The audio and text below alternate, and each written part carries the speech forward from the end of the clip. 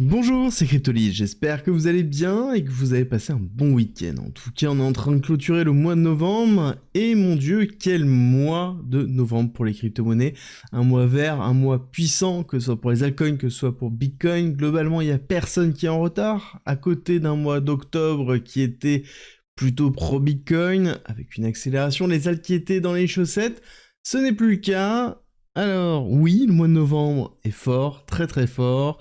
Pas en France en tout cas, et ça c'est important parce que c'est le sujet de cette vidéo, pourquoi la crypto-monnaie peut être un élément qui va vous permettre de pouvoir vous extirper de ce qui se passe en France, parce que oui, il se passe un certain nombre de choses, et on a des éléments qui sont suffisamment forts. Il faut comprendre aussi ce qui est en train de se mettre en place en termes d'économie en France, avec une véritable crise sociale, qui est sur un fond de crise financière, et ce que j'aime bien, c'est cette notion de la France n'est pas la Grèce, parce que je vous ai tweeté il y a quelques jours que la France, en termes de taux d'intérêt, était en train de dépasser la Grèce, et là-dessus je me suis fait tomber par un certain nombre de personnes qui me disaient oui, mais la Grèce n'est plus dans les mêmes taux qu'en 2010, au moment de la crise grecque, crise de la dette souveraine, dans laquelle on a eu un pays qui a fait défaut, la Grèce, et ça c'est suffisamment important pour le noter.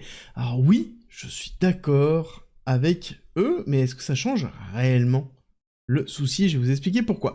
Parce que oui, ici, en violet, nous avons les taux d'intérêt 10 ans de la Grèce versus la France et l'Allemagne. France en bleu, Allemagne en mauve, mauve clair, rose, on pourrait même dire, et on a le mauve foncé qui se trouve au-dessus, qui est la Grèce. Sauf que le début de la Grèce, la crise grecque, ne se trouve pas ici, d'accord, ça c'est la finalité, mais le début se trouve au moment de la crise des subprimes, et c'est 2007-2008, pour ceux qui se souviennent, et c'est cette zone-là. Et pourquoi c'est important? Pourquoi voir ce qui est en train de se passer ici, pour se poser la question de ce qui est en train de se passer là, et que nous, on pourrait se trouver ici, pour tous ceux qui dépendent de la France. Et malheureusement, j'aimerais vous dire que c'est pas que la France, on va le voir ensemble, c'est potentiellement l'Europe entièrement, et qu'il y a un pari à faire autour des cryptos, oui, mais pas que, aussi autour des USA. Je vais tout développer avec vous, et vous allez comprendre ma vision de ce qui est en train de se passer. Déjà, important de voir, c'est que oui, on a un changement drastique qui est en train de se faire court terme. Si on regarde et qu'on zoome ce qui est en train de se mettre en place au niveau de la France, ça va être principalement les taux qui sont en train de monter ou de stagner, alors que ceux de la Grèce sont en train de chuter. Pareil au niveau de l'Allemagne, il est fort probable de se retrouver avec une inversion qui va se faire de ce style-là sur les 10 ans étant les taux les plus importants, d'accord? Et là, on va se retrouver dans un moment où, globalement, on va avoir beaucoup de mal à se financer. Les taux pour un pays, c'est l'élément certainement le plus important. Globalement, quand on a une dette très importante par rapport au PIB, à un moment donné, quand les taux vont monter, il va falloir emprunter beaucoup plus pour pouvoir payer la dette précédente. C'est le principe d'un État, il fait rouler sa dette, sauf que les États-Unis le font bien parce qu'ils ont le dollar, on ira le voir dans quelques instants, et ils impriment, tout simplement, voilà, pour faire très très simple, ils impriment. Alors que la France, l'Europe, peut pas se permettre ça, parce que l'euro n'est pas suffisamment fort, n'est pas suffisamment demandé, et même de base, la France n'a pas ce pouvoir, parce que c'est l'Europe. Donc la notion de planche à billets n'existe pas, et la dette française, notamment, est quand même détenue majoritairement par des étrangers, et donc, il faut bien trouver des personnes pour acheter. Et si on a un taux qui monte, ça veut dire qu'en effet, c'est peut-être plus intéressant. Vous imaginez, vous achetez de la dette française et vous êtes plus rémunéré. Oui, mais ça veut dire aussi qu'on a un marché qui défie ce qui est en train de se faire, et ça se voit aussi, surtout, dans les 2 ans, où on voit bien la décorrélation qui a eu lieu. Alors, j'ai pas gardé les mêmes couleurs, notamment pour la dette allemande et la dette grecque, on a gardé la même couleur. La dette allemande, je l'ai mis en verte pour bien la faire ressortir, parce que là, on est vraiment sur des moments où ça se calque exactement, mais on voit bien qu'on a une décorrélation entre avant, en 2023, globalement, on avait la France et l'Allemagne qui étaient vraiment corrélées, et on voit que à partir du moment où on a eu juillet 2023, ça a commencé à se décorréler. Première vague de décorrélation, et la deuxième vague a eu lieu en juin 2024, globalement été 2024, où on voit bien qu'il y a une décorrélation et un écart qui se creuse petit à petit, dans lequel cet écart nous montre qu'il y a une forme de défiance au niveau de la France et des questionnements au niveau de la France. Est-ce qu'on va faire défaut ou non?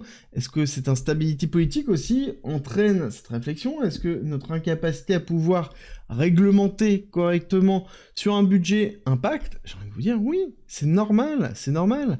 Moi, ce qui me questionne le plus, c'est que là, pareil, je vous mets cette fois-ci le PIB, d'accord, le PIB total de chaque pays, pour vous montrer à quel point il y a une différence. On a la Grèce qui se trouve ici, on a la France qui est là, et on a ici l'Allemagne, et on a le même niveau de confiance entre les deux, alors qu'on n'a pas du tout le même type de production. Et quand on essaie d'aller voir un petit peu plus haut, on voit bien que, hop, la typologie de courbe, au niveau de la Grèce, c'est quelque chose qui continue à essayer de se restabiliser, alors que quand on regarde le PIB par exemple français, on voit quelque chose qui est un peu plus sexy. Alors, on va remonter, tac, on voit quand même quelque chose. Bon, alors, ceux qui sont plus purement week-off et qui font l'analyse technique vont me dire oui, mais alors là c'est comme une distribution parce qu'on a un BCARST, SO, UT, UTAD. Oui, je suis d'accord avec vous, néanmoins ça reste quand même dans une phase d'accélération haussière, peut-être la dernière, à voir. Et si on remonte, on a l'Allemagne qui continue à pousser. Malgré le fait que l'Allemagne a des problèmes énergétiques, nous aussi on en a, et c'est le cas de l'Europe, depuis qu'il y a eu la guerre en Ukraine, et depuis qu'on a une confrontation avec la Russie, clairement. On a coupé celui qui nous approvisionnait, et ça fait mal. Pourquoi? Parce que, pour faire vraiment très simple, hop, on va prendre un morceau pour écrire. L'énergie, que je vais symboliser ici par cette barre comme ça, tac, c'est le cœur pour pouvoir créer de la croissance. D'accord? S'il n'y a pas d'énergie, il n'y a pas de croissance. Le PIB, c'est quoi? C'est la représentation calculée de la croissance. Alors, est-ce que c'est bien calculé ou pas? Je ne vais pas rentrer dans cette démarche-là. C'est pareil, je n'ai pas vocation à parler politique, ni de symbolisme de la conception et du calcul des indices. Par contre, la représentation de ces indices et la comparaison, oui. Et ce qu'on sait, c'est que l'énergie, c'est le cœur même de la croissance. Si on a de l'énergie qui diminue, d'accord, un accès à l'énergie qui est beaucoup plus compliqué ou plus cher, à ce moment-là, la croissance va en pâtir. Est-ce qu'on a un même niveau énergétique entre l'Europe et, par exemple, les États-Unis? Les États-Unis qui sont, par exemple, portés par le Nasdaq et le S&P 500. Est-ce qu'on a la même force énergétique? Bah non, clairement non. Actuellement, on a des frais qui sont imposés, qui sont très élevés sur l'accès au gaz, sur l'accès au pétrole. On rappelle que ce sont les deux vecteurs actuellement énergétiques que l'on peut avoir. Le gaz étant un des vecteurs les plus importants, surtout en Europe, et notamment en Allemagne, et aussi en France. On ne l'oublie pas, en France, oui, on a les EPR, donc c'est-à-dire les centrales nucléaires, mais on va rappeler aussi que le parc de centrales nucléaires, à la base, était à vocation de s'éteindre et non pas de continuer à s'alimenter. On a eu une directive, avec les incidents que l'on a retrouvés il y a quelques années, notamment au Japon, on avait une volonté forte, politique, de dire on arrête les centrales nucléaires. Là, on est en train de les relancer. Et ça prend des années à retrouver ça, à retrouver la technicité, à retrouver les ingénieurs, à reformer les personnes, à réinventer dessus. Et du coup, pendant ce temps-là, on est appauvri en énergie en Europe. Est-ce que c'est le cas du monde? Non. Les USA se portent très bien de ce côté-là.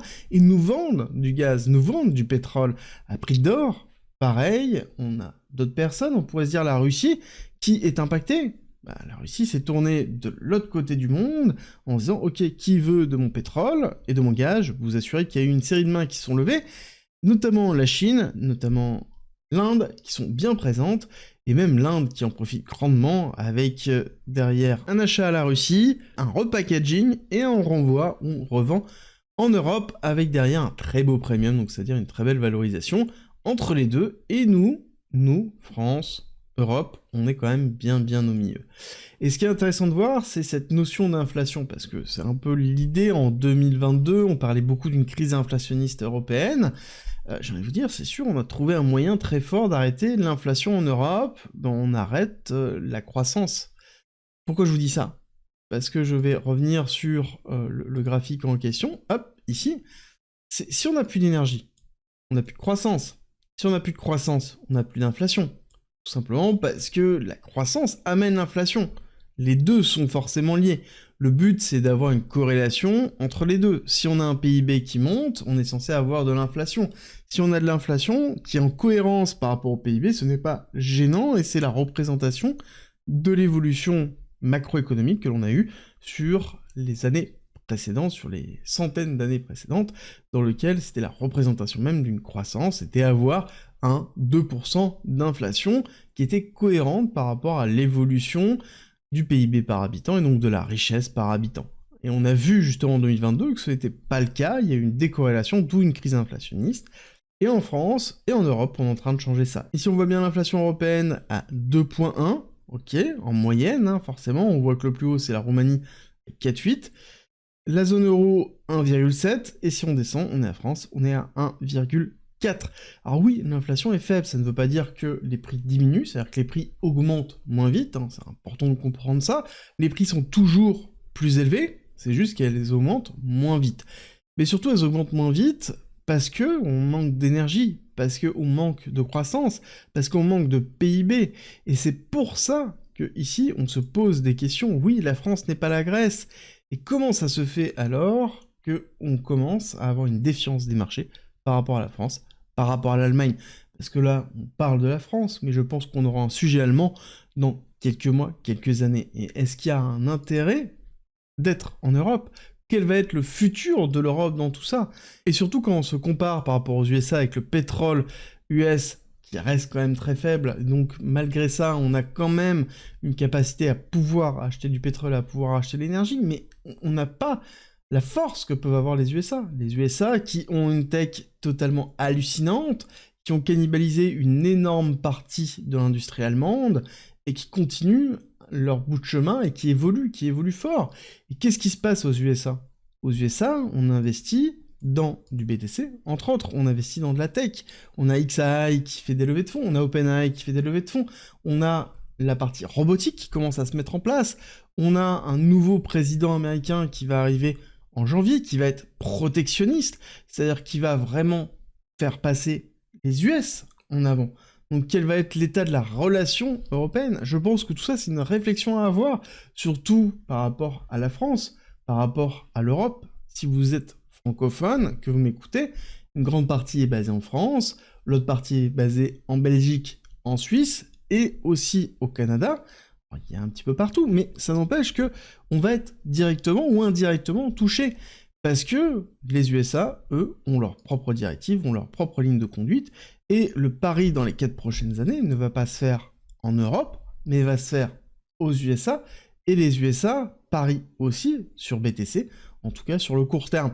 Et ça, c'est vraiment important à voir et à comprendre sur ce qui s'est passé en 2024, avec la création des ETF, qui a été un moyen très puissant pour l'investisseur lambda qui ne pouvait pas acheter du BTC et gérer son BTC lui-même, d'investir sur Bitcoin, parce qu'ils investissent fort. Là, on prend la représentation depuis le lancement janvier 2024, et oui, ça va bientôt faire un an. On voit l'accélération haussière que l'on a, on est à 458 000 BTC qui ont été achetés. Donc, ça veut dire qu'on a une véritable injection monétaire, avec des moments où il y a des sorties, oui, peut-être, mais quand on regarde des vagues, comme on a pu le voir ici, début 2024, avec les vagues que l'on voit ici, sur la période octobre et novembre 2023, on voit bien qu'on a une appétence, une volonté d'aller se couvrir, d'aller justement partir sur un asset digital avec peut-être plus de risques, parce qu'on a aussi une volonté marquée des USA de se dire on va être présent dans les crypto-monnaies, et jusqu'à même déclarer qu'on va faire une réserve nationale de Bitcoin aux USA. Est-ce que c'est quelque chose qu'on verra en Europe? Oui, peut-être, mais dans quoi, 5 ans, 10 ans? Je ne sais pas, voire même peut-être jamais. Et c'est là où c'est intéressant d'avoir une réflexion sur son exposition et l'objectif que l'on a pour ce cycle, et comment on veut gérer les prochains cycles, parce que là je vous ai parlé de 4 ans, mais je pense qu'on est vraiment dans cette réflexion où il y a un nouveau tour de roue qui a eu lieu, dans lequel l'Europe a clairement été sacrifiée. Et en termes de positionnement, il va falloir se poser clairement la question, est-ce que l'Europe est l'avenir? Moi, à titre personnel, je vais vous répondre en vous disant que moi, je ne vois pas d'avenir en Europe. Par contre, je vois des avenirs dans certains pays du Moyen-Orient, je vois des avenirs aux US, et il faut réfléchir à comment protéger son patrimoine et comment mettre en place justement cette réflexion générale et quel est son positionnement par rapport à l'Europe. Là-dessus, on a Bitcoin, Bitcoin qui est aussi une représentation générale, où là on est au bord des 100 000 $, oui, mais aussi il faut comprendre que Bitcoin, il y a une phrase qui se dit un BTC égale un BTC. Ça veut dire quoi concrètement? Ça veut dire je me protège du reste, je me protège de l'euro ou du dollar, des fluctuations que l'on peut avoir. On a vécu un euro qui s'est effondré sur les 2 derniers mois face au dollar. Alors oui, on a été racheté dans cette période-là, mais c'est normal, parce que ça, c'était un trade qui était assez annoncé. On avait parlé déjà un certain temps, pour ceux qui font du Forex, dans lequel on avait vraiment une zone de résistance très forte. On a été repoussé, et on se redirige où? Vers la partie basse, ici, du range. Mais là, c'est une défiance. Et c'est vrai qu'un BTC égale un BTC, c'est la représentation du fait de se couvrir de l'inflation, le fait de se couvrir des monnaies fiat, le fait d'essayer de sortir, de protéger une partie de son patrimoine en dehors du système bancaire classique. Et Bitcoin sert aussi à ça. Et c'est pour ça qu'on voit certains institutionnels aussi commencer à injecter de la liquidité, et on voit même des États aux États-Unis, des fonds de pension étatiques qui injectent de la liquidité dans BTC. Parce qu'il y a une volonté aussi de se couvrir sur de l'inflation, rajouter une partie de risque. Oui, la réalité c'est que Bitcoin, c'est beaucoup de volatilité. On va prendre un BTC ici, hop, c'est beaucoup de volatilité. Quand on le met notamment, hop, on va le mettre en logarithmique, on va dézoomer. Oui, c'est beaucoup de volatilité, mais ça n'empêche que c'est un actif qui, depuis 2016, s'est valorisé à plus de 58 000 %. Et si on prend cette notion de crise grecque dont on parle au début, on prend la création de BTC, alors j'ai pas 2008, mais on va se baser sur, ici, 2009, voir la valorisation que l'on a pu avoir dessus. On a un actif dans lequel je ne citerai pas le pourcentage parce que je m'y risquerai pas, qui s'est excessivement valorisé. Oui, très risqué au début, beaucoup moins maintenant, une phase d'acceptation. Est-ce que c'est le bon moment d'avoir une exposition au Bitcoin? Peut-être pas forcément, c'est à vous de voir dans votre stratégie.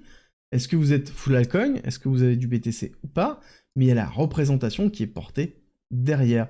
Et cette représentation, elle n'est pas portée par des altcoins. Les altcoins ont plus une vocation à être dans un cycle court, dans lequel on va chercher des performances fortes.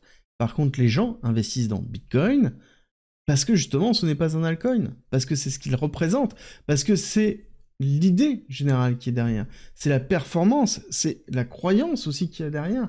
C'est le fait qu'il a déjà vécu un certain nombre de crises, c'est parce qu'il est toujours là, malgré les années qui passent, et on ne peut pas dire que c'est le cas de beaucoup d'alts, et c'est là où on a la force de Bitcoin par rapport au reste. D'ailleurs, si vous voulez discuter de tout ça, je vous rappelle que demain, je fais une masterclass d'1h30, voire même peut-être plus, dans lequel on va fêter en même temps les 3 ans de la chaîne, 4000 vidéos, tout ce temps à passer avec vous, en bear market, en chute, en progression, en accélération, ça a été un véritable plaisir, et on va passer en revue le marché, voir concrètement ce qui est en train de se passer sur BTC, sur Bitcoin, sur les altcoins.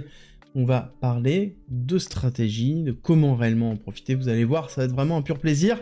Pour ça, il suffit de vous inscrire en commentaire et en description, et on se retrouve demain, donc c'est-à-dire dimanche 1er décembre à 18 h, dans lequel on aura le plaisir d'échanger sur l'avenir des crypto-monnaies, et surtout l'avenir court terme, sur ce qui se passe ici, cette rupture que l'on attend fortement des 100 000 $, avec derrière la alt season qui est en train quand même de se mettre en place, hein. On voit des injections de liquidités qui se font au niveau d'Ethereum, on voit bien qu'on est à 332 millions de $ en accélération, on voit ici que le total est en train d'augmenter, hein. C'est cette petite ligne verte fluo qui se trouve ici. L'important c'est qu'on voit qu'on a vraiment depuis le 6 novembre 2024 une injection de liquidité qui arrive, et on est en train de repasser au-dessus des niveaux clés, dans lequel on aura certainement un Ethereum qui va porter une grosse partie de la altcoin season, mais ça on en parlera un peu plus tard.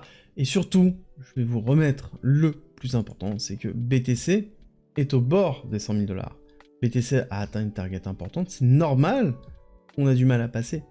C'est normal qu'on consolide, et il faut profiter de ces consolidations pour avoir des réflexions sur quels sont nos objectifs sur ce cycle, sur le cycle prochain, quelle est notre place là où on habite, quel est notre mode de vie, et comment, derrière, on peut anticiper si jamais il y a des modifications ou des problématiques qui peuvent être beaucoup plus conséquentes que maintenant sur la façon dans laquelle on vit et quelle va être notre vie de demain. C'est à vous de le construire, et c'est vos décisions, vos choix que vous avez fait peut-être sur la partie bear market, sur aujourd'hui, comment vous vendez, et la construction de votre portefeuille, qui vont déterminer justement vos moyens, votre capacité à pouvoir avoir des décisions et à prendre des décisions par rapport à une France qui est défiée par les marchés traditionnels, une Europe qui a abandonné, certainement par les USA et par Trump, avec un manque cruel d'énergie. Alors oui, c'est ma vision de l'Europe, peut-être c'est pas la vôtre, mais c'est avec plaisir qu'on en discute dans les commentaires. Donnez-moi votre vision de l'Europe, donnez-moi votre vision de la France. Est-ce que vous restez, si vous avez bien réussi votre bull run, est-ce que vous restez sur le second bull run en France, là où vous êtes, ou en Suisse, peut-être? Dites-moi tout en commentaire, et on se retrouve très vite demain pour une nouvelle vidéo.